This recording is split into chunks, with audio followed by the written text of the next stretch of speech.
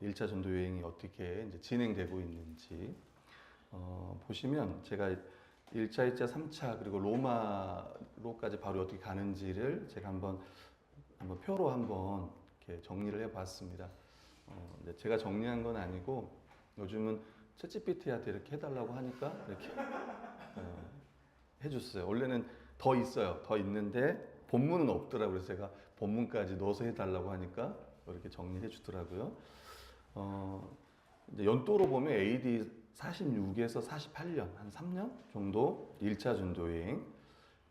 이제 바나바와 이제 마가가 함께 바울과 동행해서 선교를 하고요. 이제 안디옥에서 출발해서 이제 구브로로 가서 이제 결국 더베로 갔다가 터키 쪽으로 갔다가 이렇게 오는 일정이었고요. 사도행전 13장부터 14장까지의 14장 28절에 보면 갔다 와서 이제 보고하는 이야기가 나오고요. 2차 전도여행은 49년에서 52년. 이게 연도는 약간 추정입니다. 정확한 건 아니고. 그때 이제 실라, 디모데, 누가가 이제 함께 합니다. 이 누가가 여러분 알다시피 이 누가복음과 사도행전을 썼던 저자입니다. 이제 더베, 루스트라, 마케도니아, 이제 유럽 쪽으로 가요. 그리고 아테네, 아덴, 그리고 고린도에서는 1년 6개월 정도 있고, 에베소에서는 잠시 머물고, 그러니까 15장부터 18장까지 2차 선교여행, 3차는 53년부터 57년, 이제 디모데 외에 이제 여러 명과 함께 합니다. 특별히 이제 에베소에서 3년 이제 사역을 두란노라고 하는 데서 사역을 하고요. 18장부터 21장까지. 21장은 예루살렘에 돌아온 이야기입니다. 그리고 사도행전 21장부터 이제 마지막 장까지는 사도 바울이 로마에 어떻게 가는지의 여정들이 쭉 기록되어 있습니다. 근데 제수 신분으로 이제 로마에 가고요. 로마에 가서도 이제 감옥에서 복음 전하는 이야기가 나옵니다. 이렇게 1차, 2차, 3차 전도 여행을 했고요. 실제로 바울이 1차 선교 여행할 때 키로수로 보면 한 1000km 정도를 했더라고요. 이제 지도상으로 보면 960km를 여행하면서 이제 복음을 전했습니다. 1절부터 3절까지는 안디옥 교회가 바나바와 사울을 파송합니다.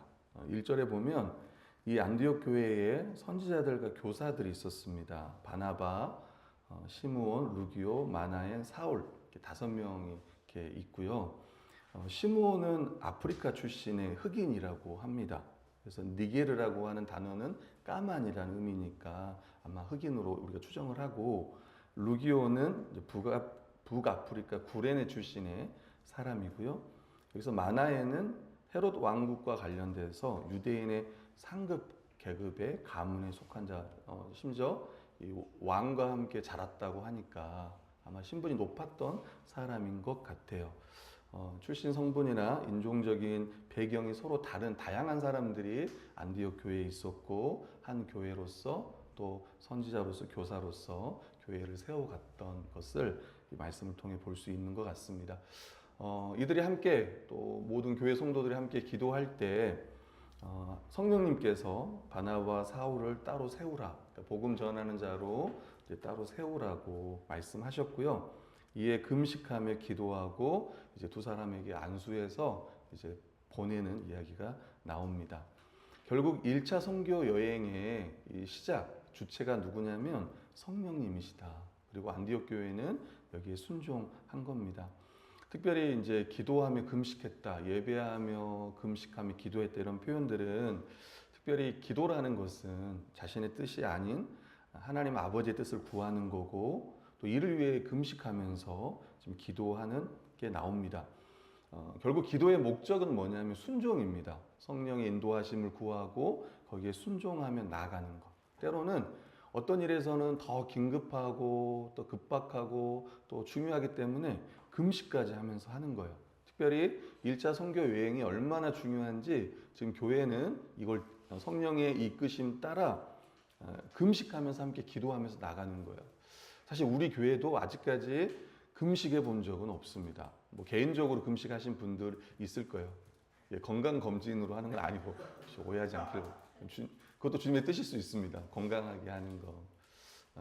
대장 내시경 또 미내시경 중요하니까 그거 받으시고, 특별히 이제 앞으로 우리 교회도 또 여러분도 마찬가지고 정말 이제 중요한 일이 있을 때 같이 금식하면서 특별히 어떤 새로운 사역들을 시작할 때 금식하면서 우리가 또 주님의 뜻을 구하면서 이렇게 나가야 되지 않을까 싶어요. 특별히 이들이 안수했다는 것은 이제 하나님의 사역을 위임한 거예요. 교회가 이들에게 위임해서 이들의 대표로 지금 선교로 나가는 거예요. 그냥 나가는 게 아니라 교회를 대표하여 이들이 나가는 거예요. 파송한 거죠, 교회는. DBS 책자에 보면 하나님은 두 사람을 이방 전도를 위한 동역자로, 그러니까 1년 동안 안디옥 교회에서 함께 사역했잖아요. 특히 바울과 이 바나바가. 그래서 거기서 준비시켜 주셨고 이제 교회를 통해 그들을 주님께서 이제 파송하는 겁니다.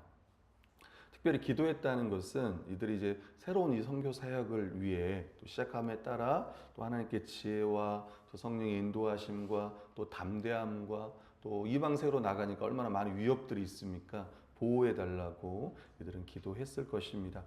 이게 1절부터 3절까지의 이야기고요. 그 다음에 4절부터 8절은 이제 구브로로 이제 배를 타고 복음을 전하러 가요. 성령의 인도하심을 따라 배를 타고 구브로로 가는데 왜 구브로로 갔을까? 잘은 모르지만 성령의 인도하심을 받았다고 하니까 성령께서 말씀해 주신 것 같습니다. 그리고 당시에 그게 약간 루트였던 것 같아요. 그러니까 로마 제국의 교통망이었던 것 같아요. 여기로 갔다가 여기로 가는. 그래서 여행을 더 수월하게 하는, 이미 항로라든가 이런 게 만들어졌던 걸로 보이죠. 그런 다음에 실제로 복음 전했던 곳을 보면 살라미도 갔고 또 어디 갔어요? 네. 바보도 갔어요. 그 당시 이 구브로의 수도가 바보예요. 성경에 보면 바보가 몇 번 나오는데 그 중에 한 번이 여기 나옵니다. 바보 섬. 그러니까 마태복음인가요? 친구한테 바보라고 놀리면, 멍충이라고 놀리면, 골빈놈이라고 놀리면 이제 죽이는 거다, 살인하다 이런 표현도 있고 여기는 이제 섬입니다. 근데 여기에는 큰 도시예요. 수도니까 사람도 많고 유대인도 많고 거기에 총독도 있고. 그러니까 회당을 중심으로 복음을 전하는데 특히 사도들은 사람이 많은 곳에 가서 복음을 전했습니다. 그러지 않을까요? 특별히 주요 인물이 있는 곳, 또 문화의 중심지들. 그래서 팀 켈러 이런 혹시 이제 여러분 들어봤을 텐데 이 팀 켈러가 뭘 많이 얘기하냐면 이제 도시교회, 센터 처치. 근데 보통 이 센터 처치 어디에 세우냐면 도시에 세워요. 큰 도시. 그러니까 미국의 수도가 어디입니까? 예, 안 가봤지만 그런데 큰데 뉴욕 이런 데다가 거점 도시에다가 교회를 세우고 복음을 전해요. 어제 우리 교회에 이제 결이 친구 이제 자폐 5살인데 이제 부모님이 저희 교회에 왔어요. 벤츠를 타고 벤츠를 타고 왔어요. 저희 이제 왔는데 거기까지 좋았는데 이제 아버님 왜 안 오세요? 전화를 했어요. 그러니까 엄마랑 아이는 먼저 3층에 왔고 아빠는 이제 뭐 짐 갖고 온다고 아직 안 들어온 상태였어요. 전화했더니 계단을 오르고 있습니다. 그래서 저도 계단인데 안 보이는데요. 그랬더니 그러더라고요. 여기 대광교회 아닌가요? 그러니까 개봉동 제일 큰 교회를 가셨던 거예요. 바로 옆으로 차는 여기다 대고 저리 가가지고 그러니까 이분들은 큰 교회라고 생각했던 거예요. 대광교회. 아무튼 저희 교회는 이제 개척교회 이제 그래서 아마 당황했을 거예요. 예, 아무튼 그렇습니다. 그런 일이 있었습니다. 아무튼 지금 많은 곳에 가서 많은 사람들이 모인 곳에 가서 복음을 전하고 특별히 이 구브로는 바나바의 고향입니다. 그리고 유대인들이 많이 있던 곳이에요. 그러니까 뒤에도 이제 성경 구절도 있지만 19절, 11장 19절 그 밑에 보면은 스데반이 죽잖아요. 그리고 환란이 일어나서 많은 사람들이 흩어져요. 그때 여기 보면 베니게와 구브로와 안디옥까지 이르러 유대인에게 말씀을. 그러니까 스데반의 순교로 이미 구브로에 가서도 유대인들에게, 그러니까 유대인 회당 가서 복음 전했던 자들이 있었습니다. 그리고 이제 이 바나바와 이제 그 바울이 가서 거기서 유대인들이 많은 그곳에 가서 이제 복음을 전하는 거죠. 특별히 회당에는 유대인들이 많기 때문에 복음을 전하기 아마 더 쉬웠을 겁니다. 그때 이제 요한도 함께 했고요. 그곳에서 가서 했던 건 뭐냐면 하나님의 말씀을 전했습니다. 하나님의 말씀을 전했다는 건 뭐냐면 예수 그리스도가 예수님이 그리스도요 메시아요 주님이시라는 걸 전한 거예요. 그러니까 하나님의 말씀을 전했다. 신약에서 그러면은 복음을 전했다. 그러니까 예수 그리스도가 어떤 분인지 전했다라는 걸 이야기합니다. 두 번째는 그 섬에 엘루마라고 하는 마술사가 있는 거예요. 엘루마 자체가 마술사인데 바예수라고 하는 이 마술사가 거기에 있었고요. 총독에게 복음을 전하려고 할 때 전하지 못하도록 힘썼습니다. 이제 거짓 마술사라고 이야기하고 바예수는 예수의 아들 바예수. 그러니까 바가 아들이라는 거예요. 그래서 바디메오 성경에 나오면 바디메오가 눈을 떴다네 하는 소경 바디메오도 바디메오니까 디메오의 아들 이렇게. 그러니까 정결이는 바정현주 뭐 이렇게 되겠죠. 여러분도 바 누가 이렇게 되겠죠. 네. 그 다음에 거기 이제 총독 서기오 바울이 함께 있었고요. 이 총독, 그러니까 로마의 속주잖아요, 여기에 이제 총독인데, AD 46에서 48년에 이 구브로의 총독이었던 사람, 딱 그때 요 사람에게 이제 복음이 들려진 거예요. 그 옆에는 이제 마술사가 이제 있었고, 여러분도 알다시피 당시에는 이 마술사, 주술을 행했던 사람들을 옆에 두었어요. 또 이 사람들이 정치적 조언을 이렇게 많이 했잖아요. 당시에는 이제 과학이 발달하기 전에 뭐 여론 조사를 할 수 있습니까? 뭘 할 수 있습니까? 이러니까 이들이 막 신에게 이런 것들을 구해가지고 왕한테 이야기하고 이랬던 사람들인 거죠. 근데 이 사람이 이제 총독은 듣고자 했어요. 바울과 이 바나바를 불러가지고 하나님 말씀 듣고자 했는데 이 사람은 사실은 어찌 보면 왕 옆에서 엄청난 어떻게 보면 거의 신하처럼 이렇게 친애하는 신하 수종이었는데 이제 이가 생각했을 때 이제 복음을 받아들이면 어떤 자신의 어떤 이런 지위와 이런 것들을 잃어버릴 수 있기 때문에 엄청 반대해요. 근데 이게 그냥 단순히 어떤 그것뿐만 아니라 이제 사단의 역사가 있다는 걸 우리 뒤에 보면 알 수가 있죠. 이게 현재형이에요. 지속적으로 힘썼다라고 하는 이 단어가 현재형 분사니까 계속 복음을 전하니 믿지 못하도록 계속 적극적으로 방해했다라고 생각할 수 있습니다. 실제로 우리가 이제 복음을 전할 때도 마찬가지고 복음을 믿을 때도 마찬가지고요. 사단이 가만히 내버려 두지 않습니다. 그러니까 어떻게 보면은 가장 영적 전투의 상황이 우리가 복음을 믿으려고 할 때, 또 복음을 전하려고 할 때, 또 우리가 뭐 기도하려고 할 때, 특별히 이 복음 전할 때 사단이 가장 평상시에는 어찌 보면 가만히 있을 수 있지 몰라요. 근데 특히 우리가 복음을 전하려고 할 때 막 더 그렇다는 거예요. 대적의 방해가 있다는 거예요. 그러니까 우리가 더 기도하는 측면도 있을 거고 더 담대해야 될 이유도 거기에 있습니다. 세 번째는요, 성령에 충만하여 이 마술사를요 바울이 책망합니다. 실제로 보면 저주해요. 9절부터 10절, 11절 보면 우리 9절 한번 읽어보겠습니다. 9절 시작. 바울이라고 하는 사울이 성령이 충만하여 그를 주목하고.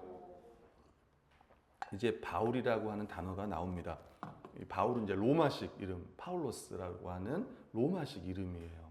사울, 뭐 바울은 작은 자라는 뜻이고 아무튼 이제 이름이 바뀝니다. 사울에서 바울로 이름이 바뀌어요. 근데 성령이 충만하여 그를 주목했다 이렇게 표현하고 있습니다.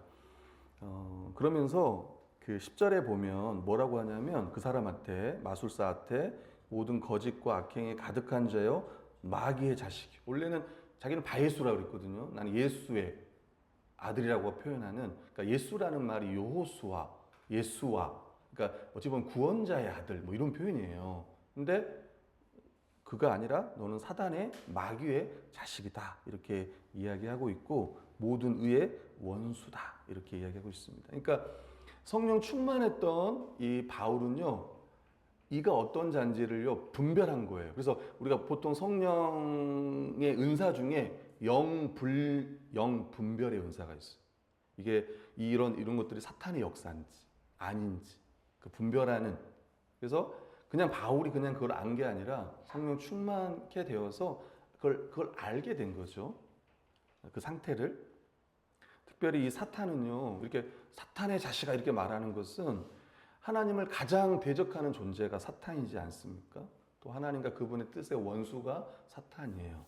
그러니까 예수 그리스도가 이 땅에 오셔서 하나님께 순종하지 못하게 했던, 유혹했던 것도 사탄이고, 첫 번째 아담이 선악을 열매를 알게 하는 열매를 먹게 한 것도 사단의 역사고, 지금은 예수 믿지 않는 사람은 다 사단의 아래에 있어가지고 지배 아래에서 죄짓고 살아가는 거죠. 하나님 뜻대로 살지 않죠. 지금 그 선두에 서가지고 이 마술사가 그걸 막고 있는 거예요. 그때 이제 저주합니다. 책망이라고 표현했지만 사실 저주예요. 주의 바른 길을 굳게 하기를 그치지 아니하겠느냐. 단순히 이 바예수는 무지와 불신에 쌓이는 사람이 아니라 적극적으로 하나님의 말씀을 방해하는 대적자, 디아블로스, 마귀인 거죠, 마귀. 에크하르트 슈나벨도 이 바예수는 로마 총독과 바보에 사는 많은 사람들이, 다른 사람들이 예수님을 믿도록 인도하시는 성령님의 이 하나님의 역사를 지금 방해한다고 이야기해요. 그러니까 주의 길을 굳게 한다고 이야기해요. 그러니까 복음이 전해진 걸 막는 역사는 결국 사단의 역사입니다. 이제 명령합니다. 어찌 보면 이제 저주죠. 주의 손이 내 위에 있으니 내가 맹인이 되어 얼마 동안 해를 보지 못하리라. 그러니까 앞에 책망이면 뒤에 저주입니다. 맹인이 되어 얼마 동안 보지 못하리라. 여러분이 바울이었으면 어떻게 하겠습니까?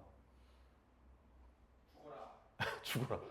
한평생, 일평생 너는 해를 보지 못할 것이다. 근데 그게 아니라 아마 얼마 동안 해를 보지 못하라. 그래서 제가 주석을 참고했더니 어떤 분들은 그래서 회개의 기회를 줬다까지 표현하신 주석가들이 있더라고요. 얼마 동안 해를 보지 못했던 이런 표현들을. 그럼에도 불구하고 지금 이거는 하나님의 심판을 선언하는 거예요. 그리고 결과는 즉시 안개와 어둠이 그를 덮어 막 인도할 사람을 구하는, 어찌 보면 참 얼마나 이 이방신을 섬기는 이게 어처구니 없다는 것들을 보여주는 거예요. 결론은 뭐겠어요? 마술과 무당행위. 요즘에 보니까 드라마도 나오던데 저녁에는 무당이 되고 아침에는 학교 가고. 제가 본 건 조금 봤어요. 오해하지 않게. 요즘 드라마가 재미가 있는지 뭐가 재미인지 모르겠지만 아주 조금 봤어요. 혹시 오해하지 않기를 바라요. 아주 조금 봤는데 그런 드라마들도 있더라고요. 그래서 여전히 지금 이런 시대, 21세기를 살아가는 지금 이 시대도 여전히 무당과 이런 파묘도 보진 않았지만, 기회가 되면 보고 싶지만, 여전히 그런 주술 세계와 이런 것들이 있어요. 혹시 보시는 분들이 있을지 모르겠지만, 여전히. 그리고 교회 다니는 사람들 중에도 이렇게 무당한테 가는지 모르겠어요. 혹시 우리 성도들 중에도 어떤 걸 고민하고 있을 때 제가 어떻게 될까요? 이렇게 물어보러 가는 분들, 또 오늘의 운세 뭐 이런 거 보는 분들인지 아니에요. 이런 거 보면 알잖아요. 만약에 우리가 이런 이 마술이나 이런 무당 행위에 참여하면 오늘 성경은 그가 맹인이다라고 이야기해요. 그리고 어둠 속에 헤매고 있는 사람. 그러니까 사단 안에 있는 자들이 원래 그런 건데, 특별히 무당과 주술과 여기 빠진 사람들은 그런 사람들인 거예요. 앞을 보지 못하는 맹인과 같은 사람이에요. 어둠 가운데 헤매고 있는 사람, 인도할 사람을 찾고 있는 그런 거라는 거예요. 그러니까 우리도 거기에 속지 말아야 되고, 또 그것 때문에 두려워할 이유도 전혀 없어요. 이것을 보고 총독이 주의 가르치심에 놀랍게 여겼습니다. 한 이제 스판겐버그라고 했던 분, 요즘에 러브버그가 많은데 다른 외국의 스판겐버그 씨가 말했습니다. 이제 신학자겠죠. 마술사는 장님이 되고 총독은 앞을 볼 수 있다. 불신은 마술사를 장님으로 만든다. 그러니까 믿지 않으려고 했던 사람들은 다 장님이고, 도리어 믿는 사람, 이 믿음은 총독을 볼 수 있게 한다. 이 주의 가르치심이 놀랍게 되고 주님을 믿었잖아요. 패트릭 슈라이너는 말합니다. 기독교는 혼합주의와 마술보다 우월하다. 비교할 수 없습니다. 그들은 적에 대한 모든 권세를 소유하고 있다. 그래서 우리 누가복음 10장 19절 같이 한번 읽어볼게요. 시작. 내가 너희에게 뱀과 정갈이를 밟으며 원수의 모든 능력을 제어할 권능을 주었으니 너희를 해칠 자가 결코 없으리라. 원수의 모든 능력을 제어할 권능을, 그러니까 예수님께서 12제자를 세우시고 그들에게 복음 전하라고 보낼 때 그냥 보내지 않고 능력도 함께 주어서 보냈다는 거예요. 우리도 마찬가지예요. 우리가 복음을 전하면 정말 이런 역사가 있어요. 방해 역사도 있고 실제로 믿는 역사도 있습니다. 오늘 이제 제가 사실은 중심사상, 하위사상 이것들을 한번 싫지는 않는데 처음으로 한번 실어봤어요. 중심사상은 결국 성령께서 복음을 땅끝까지 전하도록 선교 여행하는 거니까 계속 이끄신다라는 것을 이렇게 좀 중심사상으로 정리했고요. 하위사상은 이 복음을 전하는 일꾼을 교회가 세우도록 하시고 또 이런 방해에도 불구하고 계속 복음을 전하게 하시고 또 마지막으로 이 복음 전하는 자와 능력으로 함께 하셔서 눈이 멀게 하셨잖아요. 그런 능력들이 나타나게 하셔서 믿게 하는 또 이런 능력이 나타나지 않더라도 믿게 하는 역사들을 성령님께서는 하고 계신다는 거예요. 그래서 이것을 믿기 때문에 우리가 복음을 전할 수 있는 겁니다. 묵상과 적용하겠습니다. 1차 선교 여행의 주체는 누구냐? 주님의 성령이다. 복음 전파는 하나님의 계획이고 또 우리의 능력이 아니라 실제로 우리가 복음을 전하지만 또 사도들이 복음을 전했지만 이게 성령의 권능에 의해 이루어질 수 있다는 것을 보여주는 거예요. 그래서 성령의 인도하심을 따라 복음 전하는 게 참 중요합니다.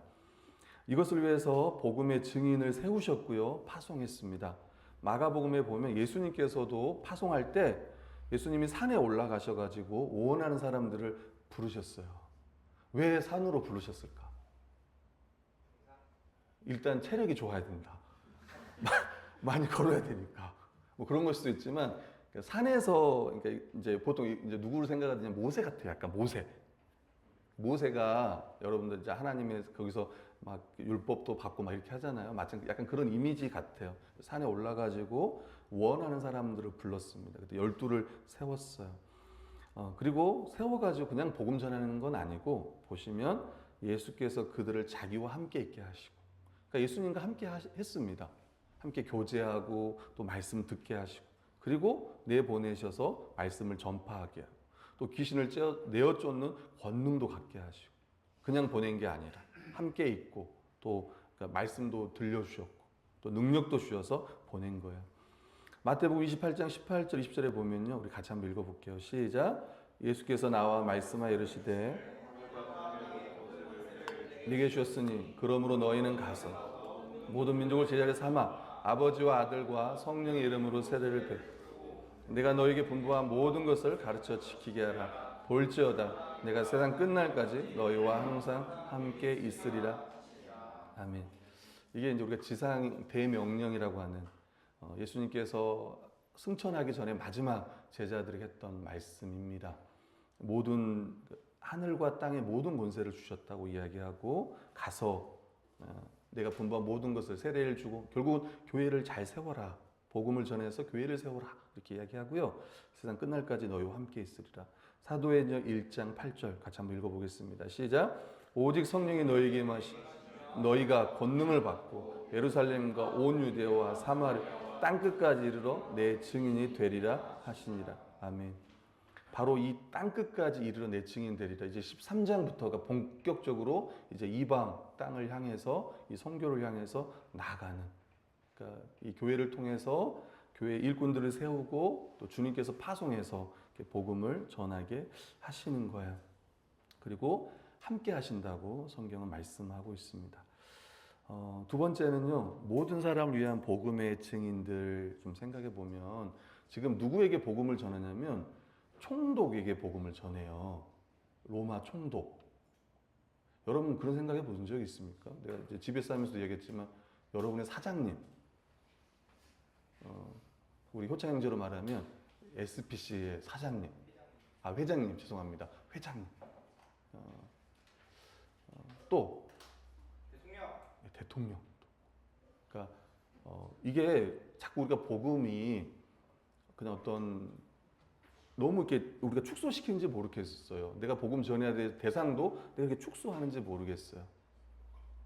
또 기독교 기업에 다니는 우리 형제들도 있지만 특별히 우리가 다니는 회사 어떻게 보면 또 우리 가정 더 나아가 이 지역 사회 사도 바울은 뭐라고 얘기하냐면 로마서 1장에 보면 내가 헬라인이나 야만인이나 지혜 있는 자. 특별히 여기 나오는 이 서기어 바울이 지혜 있다라는 표현을 쓰잖아요.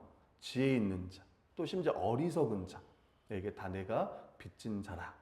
그러면 나는 할 수 있는 대로 로마에 있는 너희에게도 복음 전하기를 원한다.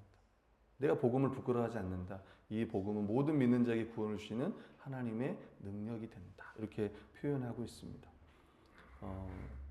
다시 이야기하면 모든 사람은 다 그가 총독이든 그가 부자든 그가 가난한 사람이든 다 복음이 필요한 죄인이라는 거예요.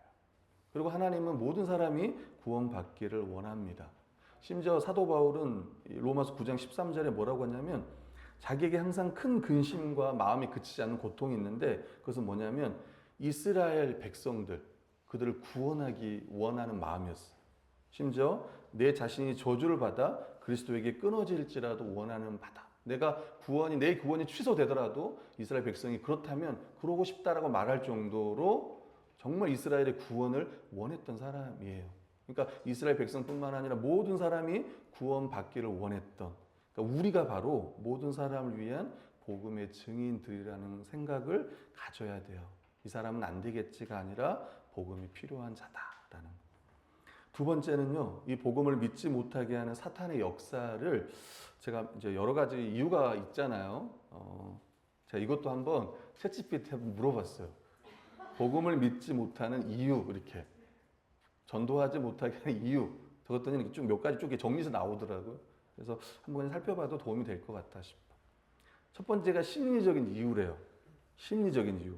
복음을 거부하거나 부정적인 반응을 보일까 그게 두려운 거예요. 저도 그럴 때가 많았습니다. 그래서 복음을 못 전해요. 혹시 나한테 욕을 하면 어떡하지? 또 나를 바보 취급하면 어떡하지? 광신자라고 생각하면 어떡하지? 그래서 못하는 거죠. 또 자기 신앙에 대한 의심. 나도 내 구원에 대해 확신을 못해. 내가 전할 수 있겠나? 아니겠죠. 심리적인 이유 때문에. 두 번째는 문화사회적 이유. 지금은 종교다원주의 시대입니다. 그러니까 모든 종교가 같다는 사고를 갖고 있는 시대 가운데 있어요. 그러니까 굳이 전도를 안 해도 그렇게 생각하는 거예요. 그러니까 모든 종교 같다. 천주교도 기독교도 같아. 너희는 큰지 우리는 작은지 나도 그렇게 생각한다. 이렇게 하고 하는 거예요. 아니죠. 또 요즘에는 개인주의 문화가 너무 이제 크잖아요. 사적인 이 신앙 문제에 내가 개입하는 것을 또 이 사람이 불편하다고 생각하니까 또 못하는 경우도 있고, 또 워낙 요즘에는 이 종교에 대해서 부정적인 인식, 또 기독교에 대해서 안 좋은 이미지들이 많기 때문에 안티크리스천도 많고, 그래서 이렇게 못하는 이유도 있습니다. 그 다음에 영적 이유, 기도가 부족한 것도 있어요. 그러니까 더 기도해야 될 것 같아요. 담대함을 달라고, 또 궁히 여기는 마음을 달라고. 제가 항상 얘기하지만 여러분 전도에서 제일 중요한 게 뭔지 압니까? 하는 거예요. 우리 너무 쉽지만 이렇게 그러니까 뭐냐면 나는 기도가 부족합니다. 왜 전도 안 하십니까? 저는 기도가 부족합니다. 어떤 분은 저는 성령 충만하지 않습니다. 다 그러지만 하면 되거든요. 실제로 입을 열어서 말을 하면 되는데 이제 그걸 못 해봐서 그런 거예요. 여러 가지 차원이 있겠지만 그 다음에 영적 전쟁입니다. 단순히 그냥 하는 게 아니라 이게 사탄의 방해가 있잖아요. 그래서 더 기도할 필요가 있고 더 무장될 필요가 있습니다. 또 세 번째는 순종이 부족해요. 복음을 전하는 주님의 이 명령에 순종보다는 지금 당장 자기의 어떤 평안함, 또 관계의 어려움들을 그걸 피하는 거죠. 그래서 안 하는 순종이 부족하다. 제가 한 말이 아니라 챗GPT가 한 말입니다. 근데 참 맞다 싶어요. 왜 복음을 안 전하나?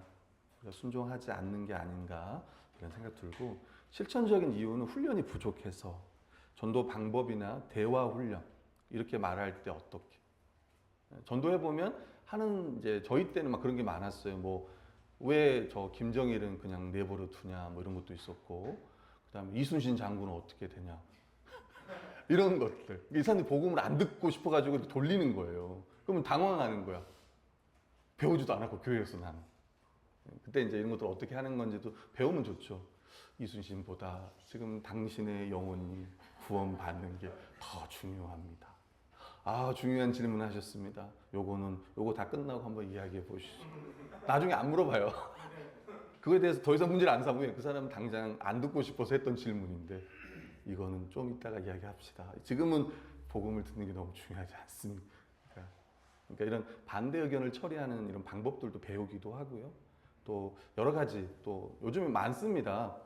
변증하는 방법들이 많아요. 이제 그런 것들 좀 배우면 좀 유익하겠죠. 그리고 우선순위의 미설정, 바쁜 삶 속에서 전도가 삶의 우선순위가 되지 못했기 때문에 그렇지 않는 여러 가지 이유들이 있습니다. 그리고 이제 우리가 생일 때마다 나눠주는 이제 책들 있지 않습니까? 책. 그게 이제 마크 데버의 책인데, 개인 전도라는 책인데, 그 책에 보면 개인 전도가 어려운 이유. 제가 이 책을 다 읽고 정리했으면 좋았을 텐데, 이것도 챗GPT한테 마크 데버의 관점으로 정리해줘 그랬더니 또 이렇게 정리해줘서 모르겠습니다. 이렇게 나와 있는지는 아마 나와 있을 것 같은데요. 첫 번째가 복음에 대한 오해라고 합니다. 전도를 착한 행위로 축소하거나 또 복음의 핵심을 회피하는. 그래서 복음을 전하지만 죄라든가 회개에 대해서 말하지 않는 이런 부분들. 그 다음에 사람을 기쁘게 하려는 유혹이 있다고 해요. 하나님보다 사람의 눈치를 보는 거예요. 그래서 전하기가 어려운 거고, 결과 중심의 사고, 회심에 집착하고 실패를 두려워하는 거. 내가 복음 전해서 저 사람이 회심해야 되는데 그렇지 못할까 봐 두려워서 못 전하는 경우도 있고요. 네 번째는 공동체적 지원 부족. 전도에 대한 교회의 차원의 격려와 훈련. 함께 복음, 혼자 전하는 게 쉽지 않잖아요. 같이 전하는 거. 제가 지난주에 한번 이야기했잖아요. 제가 아는 목사님 한 분 있는데 이 사람이 복음을 전하면 잘 주위에서 듣는다고. 발음이 안 좋아. 그러니까 막 하는데 저 사람 도대체 무슨 말을 하나 귀 기울여. 저기 지금 속초인가 그쪽에서 이제 교회 하시는 이제 청빙받아 하시는 목사님인데, 근데 보시면 이런 분들과 함께 전도하러 나가면, 같이 이제 복음 전하러 나가면 복음을 이렇게 전하는구나. 옆에서 기도도 하고 실제로 어떻게 전하는지를 이렇게 보는 것도 중요하다는 생각이 들어요. 그러니까 훈련 차원도 필요해요. 그래서 저도 전도 폭발을 했고 또 지도자 과정도 다녀왔고, 그래서 이제 우리 교회도 실제로는 관계 전도가 중요하고, 또 목사님 저도 정말 노방 전도 같이 한번 나가고 싶어요. 그러면 저랑 같이 개봉동을 향해서 같이 나가면 참 좋을 것 같아요. 그래서 이런 경험들 이런 게 필요한 것 같습니다. 그 다음에 제자 훈련의 한계 뭐냐면 전도를 제자도의 본질로 보지 않는 것. 어떤 행사, 프로그램 그게 아니라 전도는 우리 일상에서 우리가 만나는 사람들, 실제로 노방에서 복음 전하는 게 참 어려운 일이거든요. 정말 나랑 가까운 사람들, 지인들, 나를 잘 아는 사람들에게 우리가 담대하게 기쁜 소식을 전하는 게 그게 좋아요. 그래서 우리가 나가서 복음 전하는 건 사실은 어찌 보면 행사에 가깝습니다. 교회를 소개하고 요 정도지, 진짜 복음 전하는 거는 여러분 가족들에게 또 친구들에게 지인들에게 하는 거라고 저는 생각을 해요. 그래서 전도를 본질로 우리의 삶으로 받아야 된다. 그러니까 일상을 잘 살아야죠. 직장 생활도 잘해야 되고 가정 생활도 잘해야 될 것입니다. 마지막 세 번째는요, 선교 사역은 지역 교회의 지원을 받는다. 이 선교 사역이 어떻게 시작이 됐냐면 함께 예배하고 기도하면서 이 사역이 시작이 됐고, 또 이것을 위해서 교회는 또 함께 기도하고 금식했습니다. 바울은 교회와 무관한 선교사가 아니라 지역 교회에 속한 선교사예요. 그러니까 또 다녀와서 보고하고 또 파송하고 또 다녀와서 보고하고, 이 역사를 한 10년 했나요? 10년? 제가 보진 않았지만 10년 했죠. 46년부터 60년 아니면 3차까지 57년이니까 근 10년을 교회가 파송하고 지원하고 이런 것들을 했단 말이에요. 우리 교회도 그래야 될 것 같아요. 근데 이제 하나 좀 생각해 볼 건 뭐냐면, 생각해 보면 바울은, 이 바나바는 이미 10년 정도의 선교사 경험을 갖고 있었고, 바울도 지금의 이 바울, 파송될 때 46년의 바울도 이미 30살 조금 넘어서 회심을 했기 때문에 15년 이상 이미 선교 사역들 또 성경을 가르치는 일들을 감당했던 거예요. 그러니까 어찌 보면 베테랑들인 거예요. 이 사람들이 지금 헬라어도 능통하고 이 사람은 나가서 복음 전하는 거예요. 그래서 지금 우리도 일상에서 막 막 복음도 전하려고 애를 써야 되기도 하지만 또 우리 교회는 이런 준비를 또 해야 되는 것 같아요. 우리 교회 안에서도 또 선교사로 파송할 수 있는. 그래서 영어를 가르치고 아프리카어를 유튜브로 가르치고 우리 결이 지금 또 준비하고 있는데 원하는 유튜브 막 다 보고 나중에 10년을 위한 건지 모르겠지만 하고 있어요.